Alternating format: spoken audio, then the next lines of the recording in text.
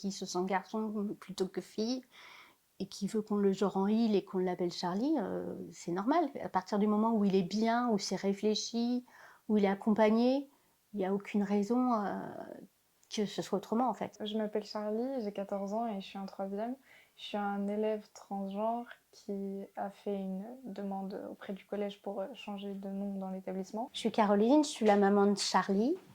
Et puis j'essaye de l'aider dans toutes ses démarches administratives et pour être reconnue en tant que Charlie, garçon.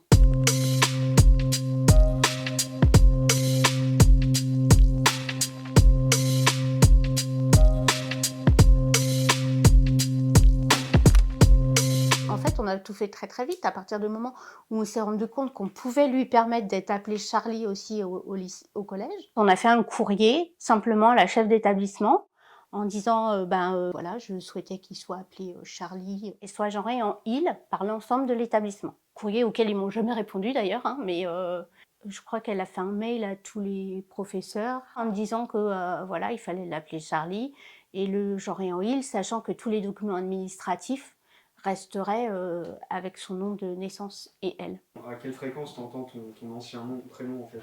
Entre 2 et 5 fois par jour. Ah, quand même.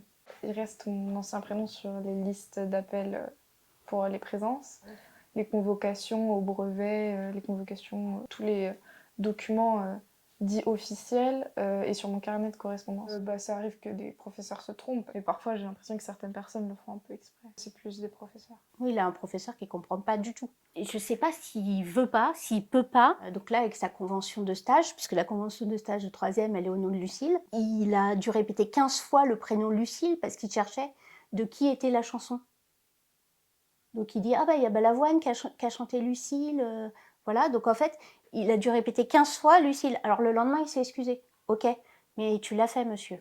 Il peut prendre ça comme certains, comme un effet de mode, puisqu'on en parle un peu plus maintenant, puisque la parole elle est un peu plus libérée. C'est un peu la pensée des plus anciens, quoi. Je pense qu'ils ne se rendent pas compte de l'incidence que ça peut avoir sur Charlie d'être appelé par son ancien prénom. Du coup, comme ils se sont garçons, le fait d'être appelé elle, ça crée vraiment un gros mal-être, comme s'il était appelé par un autre prénom. Le dead name, c'est le prénom de naissance. Et je sais que ça fait énormément de mal de se faire appeler par son dead name parce que c'est une non-reconnaissance. Pour moi, c'est pas moi. Et j'ai l'impression de retourner dans il y a quelques années où je ne parlais pas et que je n'aurais pas pu mettre de mots sur ce que j'avais. Ça donne l'impression que ça change pas. Je sais pas comment dire. Ça m'oppresse. Comme une situation de stress où j'ose pas dire. Et je pense que c'est pour ça que je me tais.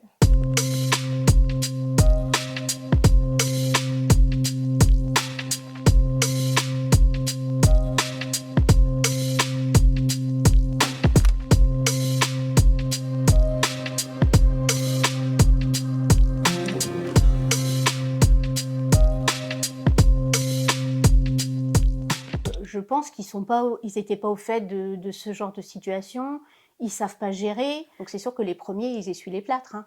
Moi, c'est vrai que quand j'en ai parlé à la proviseure à la réunion parents-prof, jamais elle m'a regardé avec des grands yeux, l'air de dire qu'est-ce qu'elle me raconte, pourquoi elle me parle de ça, quoi.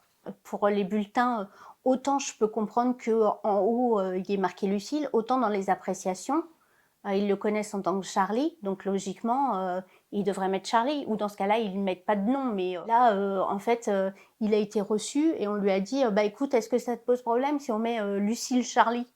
Bah non, c'est pas Lucille, c'est Charlie. Et Lucille Charlie, en fait, c'est personne. Mais après, moi, j'ai fait un courrier, ils l'ont fait. C'est sûr qu'il y a des axes d'amélioration, mais au moins ils l'ont fait. Je pense qu'il y a des gens qui ont dû faire le courrier et les administrations, voilà, c'est tellement compliqué qu'ils n'ont peut-être pas répondu ou ils n'ont peut-être pas du tout donné suite. Je voyais bien qu'elle se cherchait, je voyais bien qu'elle était triste, qu'elle n'arrivait pas à expliquer pourquoi elle était triste. Je sentais vraiment ce gros mal-être. Il s'est libéré en fait. Mais même moi, je l'ai senti libéré. Moi, je connais une professeure qui l'a pas cette année et que j'ai rencontrée en cours et elle m'a dit « Ah, mais elle a beaucoup changé physiquement. Elle se trouve, elle se cherche. » Et du coup, je lui ai dit. Et elle m'a dit « Ah, je suis tellement contente parce qu'elle était très fermée. Alors que maintenant, il y a quelque chose qui ne va pas, tu peux répondre, chose que tu n'aurais jamais fait avant. Tu es libéré, voilà, il n'y a pas d'autre mot, tu es libéré. Je me disais que ça changerait pas grand-chose d'en parler et au final, ça change beaucoup parce que tout change et c'est merveilleux parce que c'est très libérateur et dans mon cas, ça m'a appris beaucoup de choses.